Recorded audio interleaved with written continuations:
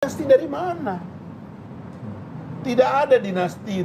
Ini saya mau clear aja gitu. Ya, nggak ada dinasti. Tidak ada dinasti dalam demokrasi. Wih. Demokrasi tidak mengenal dinasti. Dinasti itu dikenal dalam tradisi kerajaan. Gitu. Dalam demokrasi selalu ada election, selalu ada approval dari rakyat. Jadi orang itu boleh merupakan keluarga dari pejabat A, pejabat B, bisa menang, bisa kalah.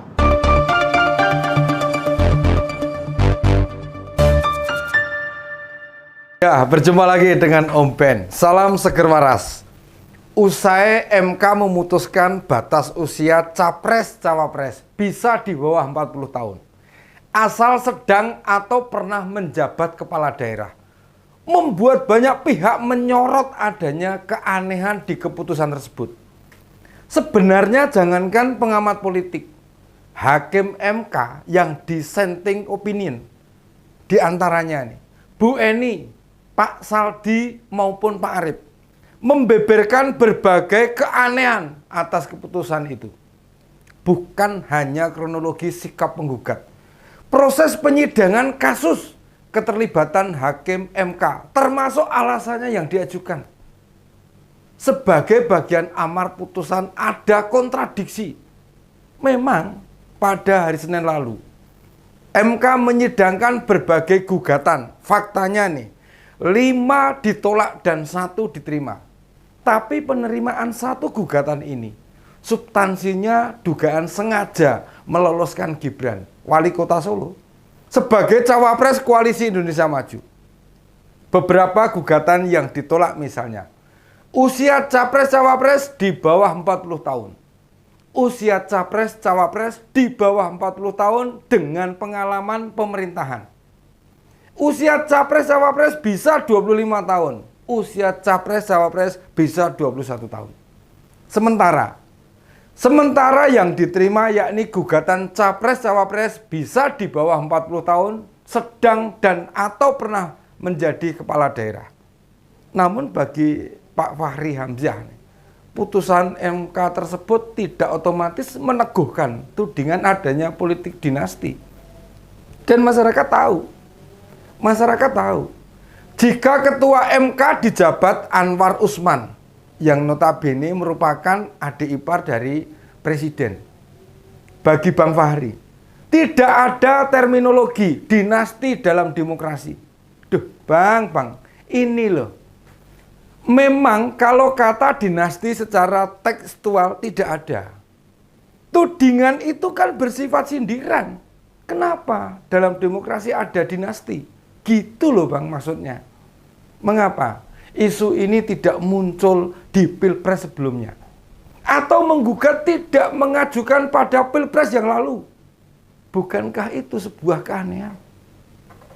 Pun waktu PSI membela diri, gugatan itu diajukan jauh-jauh hari sebelum muncul dukungan Gibran jadi cawapres. Secara pribadi nih, Om Ben setuju nih, anak-anak muda diberi kesempatan yang sama. Hanya peluang itu dibuka saat tidak ada konflik kepentingan seperti sekarang ini. Bila ada yang bilang, PSI mengajukan jauh-jauh hari saat belum ada ide mendorong Gibran jadi cawapres. Ya, memang tidak masalah. Dan saat isu itu muncul, mestinya secara fair PSI mencabut permohonan gugatan itu. Mengapa? Ya karena ada pihak yang menunggangi atau diuntungkan dengan gugatan tersebut.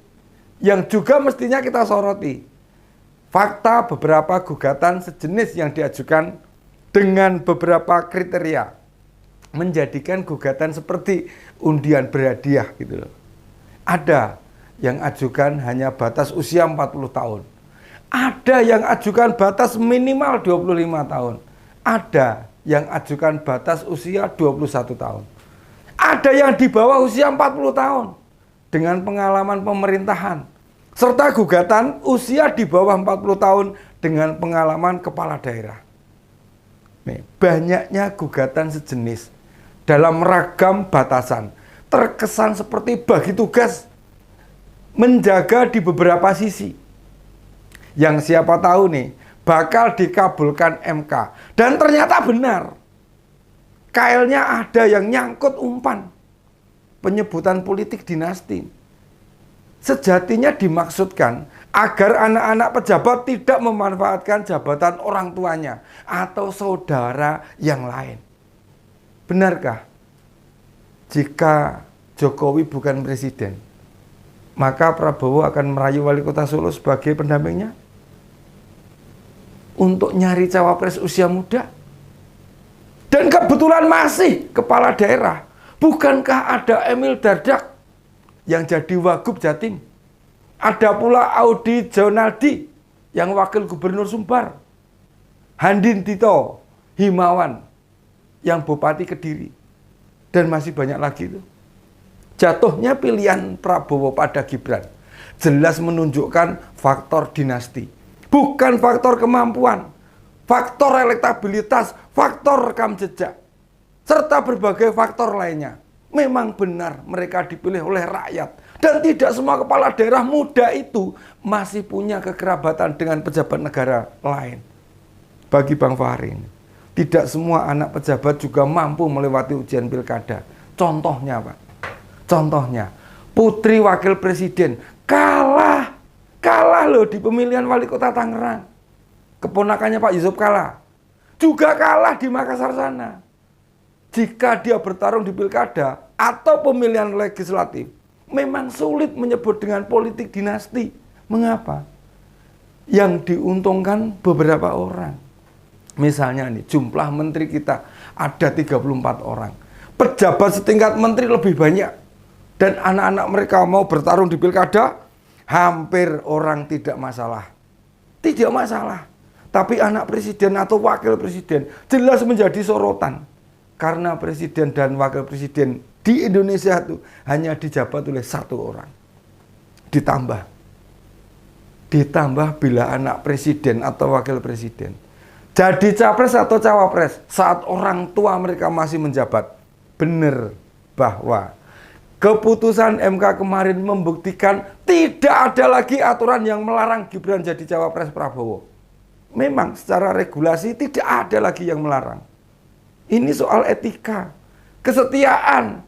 Apakah Gibran lupa? Pak Jokowi menjadi wali kota, gubernur, presiden 19 tahun loh. Bersama siapa? Bersama PDIP.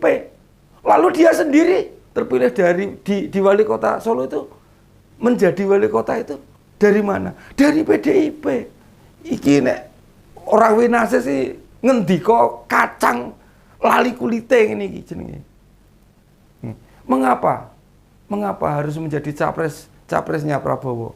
Yang dalam 2 pilpres melawan ayahnya dengan serangan yang tanpa aturan itu agak tidak masuk akal, membahayakan. Tiba-tiba keluarga presiden berada di kubu lawan, bertarung dengan partai yang lama membersamainya.